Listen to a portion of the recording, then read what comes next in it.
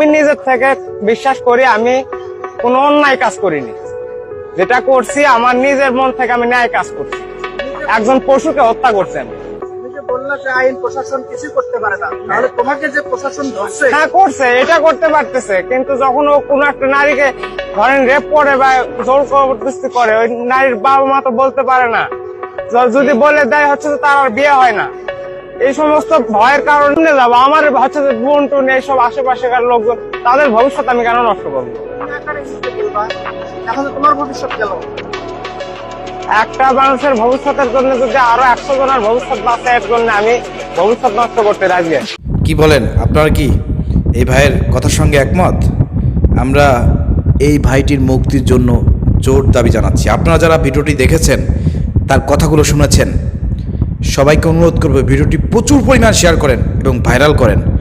আমরা এই ভাইয়ের মুক্তি চাই, এই লোকটাকেই দরকার।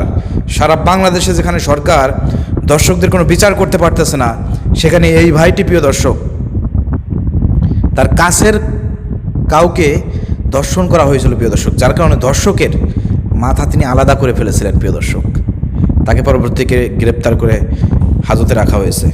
তো তার এই ভিডিওটা রিসেন্টলি ভাইরাল প্রিয় দর্শক, এবং তার কথাগুলো একদম অথেন্টিক, এবং তিনি যে কথাগুলো বলেছেন এটা বাস্তব কথা এবং এটা সমাজের সাথে মিলে যাচ্ছে। কারণ দর্শকের কোনো বিচার হচ্ছে না, যার কারণে একের পরে এক এই আসিয়া থেকে শুরু করে এই রামিসা পর্যন্ত আমাদের অসংখ্য বোনেরা জীবন দিচ্ছে, ছোট শিশুরাও কিন্তু বাদ যাচ্ছে না। কিন্তু দর্শকরা জেলের মধ্যে বসে থেকে আরামে এসে জীবনযাপন করতেছে, আমাদের ট্যাক্সের টাকায় খাবার দাবার খাচ্ছে। এভাবে তো চলতে পারে না। এজন্য আমরা দাবি জানাচ্ছি এই ভাইটিকে মুক্তি দেওয়া হোক। যেখানে এই ধরনের ঘটনা ঘটবে সেখানে অ্যাকশনে গিয়ে একদম আলাদা করে ফেলবে। কি বলেন প্রিয় দর্শক?